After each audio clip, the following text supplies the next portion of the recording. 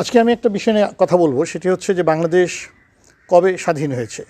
আমরা সবাই জানি যে আমরা 26শে মার্চ স্বাধীনতা দিবস উদযাপন করি, কিন্তু একটি কথা যখন প্রশ্ন করা হয় অনেকের কাছে যে আমরা কবে স্বাধীন দেশ হিসাবে প্রতিষ্ঠিত হয়েছি, কেউ কেউ দেখেছি আমি কনফিউজড হয়ে যায়, যেটাকে 16ই ডিসেম্বর স্বাধীন হিসেবে প্রতিষ্ঠিত হয়েছি। না, এটি ঠিক নয়, বরং 26শে মার্চ 1971 সালে আমরা স্বাধীন দেশ হিসেবে প্রতিষ্ঠিত হয়েছি।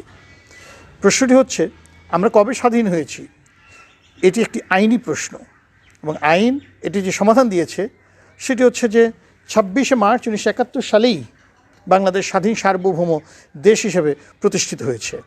আমরা যদি আমাদের সংবিধানের প্রথম বাক্যটি দেখি, প্রিয়াম্বলের মধ্যে সেই প্রথম বাক্যেই বলে দেওয়া আছে যে 26 তারিখেই স্বাধীন বাংলাদেশ প্রতিষ্ঠিত হয়েছে।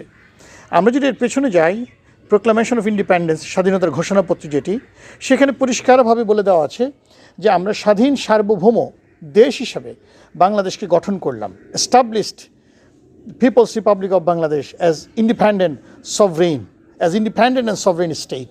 এটা আমরা করেছি, এবং আইনের দৃষ্টিতে এটি কার্যকর হয়েছে 26শে মার্চ 1971 সাল থেকে।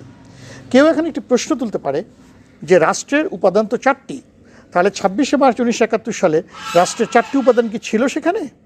উত্তর, 4টি উপাদানই আইনের দৃষ্টিতে উপস্থিত সেদিন ছিল। আমরা একটি একটি করে আসি।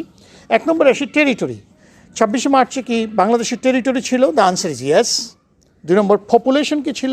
The answer is yes. এবার আমরা 3 নম্বরে আসি, সরকার ছিল কিনা। রাষ্ট্রের 3 নম্বর উপাদান হচ্ছে সরকার। এটির আইনি উত্তর হচ্ছে সরকার ছিল। আমরা যারা আইনের ছাত্র তারা জানি যে রেট্রোস্পেক্টিভ ইফেক্ট বলে একটা কথা আছে। মুজিবনগর সরকার, যেটি 10ই এপ্রিল গঠিত হয়েছিল, সেটি কিন্তু কার্যকর হয়েছে 26শে মার্চ 1971 সাল থেকে। আইনে এটিকে বলা হয় রেট্রোস্পেক্টিভ ইফেক্ট, অর্থাৎ একটি আইন যদি ক্রিমিনাল ল না হয় তাহলে এটিকে পিছনের কোনো একটি তারিখ থেকে কার্যকর হিসেবে ঘোষণা করা যেতে পারে। জুরিসপ্রুডেন্সে এটাকে লিগ্যাল ফিকশন হিসেবে আমরা অভিহিত করতে পারি। তো এটি অত্যন্ত পরিষ্কার যে সরকারটি গঠিত হয়েছিল স্বাধীনতা যুদ্ধ চলার সময়, সেই সরকারটি কার্যকর হয়েছে 26শে মার্চ 1971 সালে। আমরা যদি আজকে দাঁড়িয়ে প্রশ্ন করি যে 26শে মার্চ 1971 সালে কোনো সরকার ছিল কি না, তাহলে উত্তর হচ্ছে হ্যাঁ, সরকার ছিল। কিন্তু দিনটি যদি সত্যিই 26শে মার্চ 1971 সাল হয়ে থাকে, সেদিন যদি আমরা জিজ্ঞেস করতাম যে আজকে কি সরকার আছে কি না, উত্তর পারহ্যাপস নট, কারণ সরকারটি গঠিত হয়েছিল এপ্রিলে, কিন্তু গঠিত হওয়ার পর সেটিকে কিন্তু কার্যকর ঘোষণা করা হয়েছে 26শে মার্চ তারিখে। অতএব আইনের দৃষ্টিতে 26শে মার্চ 1971 সালে একটি সরকার ছিল। 3 নম্বর উপাদান আমরা পেলাম।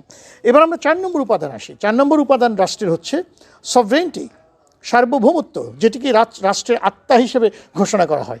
যেদিন আমরা ঘোষণা দিয়ে দিলাম যে বাংলাদেশ একটি স্বাধীন সার্বভৌম রাষ্ট্র through unilateral declaration of independence, UDI, proclamation of independence, সেটি কিন্তু কার্যকর হয়ে গেছে 26শে মার্চ তারিখ থেকেই।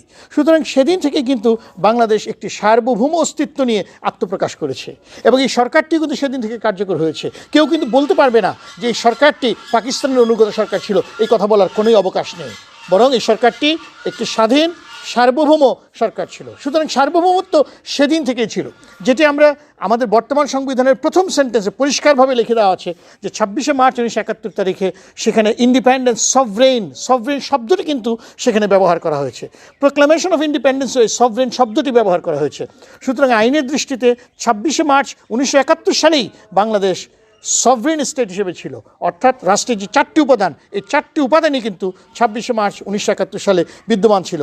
অতএব আইনের দৃষ্টিতে আমরা নিঃসন্দেহে এটি বলতে পারি, সংবিধানের দৃষ্টিতে, সাংবিধানিক আইনের দৃষ্টিতে, যে বাংলাদেশ স্বাধীন হয়েছে 26শে মার্চ 1971 সালে। সেজন্যই কিন্তু স্বাধীনতা দিবস উদযাপন করা হয়, কারণ যেদিন কেউ স্বাধীন হয় সেটাই তার স্বাধীনতা দিবস। সেই জন্য আমরা সেদিনই স্বাধীন হয়ে গেছি। আর কেউ যদি বিজয় দিবস নিয়ে আমাকে প্রশ্ন করেন, তাহলে বিজয় দিবস হচ্ছে সেটি যুদ্ধের বিজয়। বিজয় দিবস, আমরা যুদ্ধে বিজয় লাভ করেছি 16ই ডিসেম্বর, তার মানে এই না যে আমরা স্বাধীন হয়েছি 16ই ডিসেম্বর। স্বাধীন কিন্তু আমরা 26 তারিখে হয়েছি। সবাইকে ধন্যবাদ।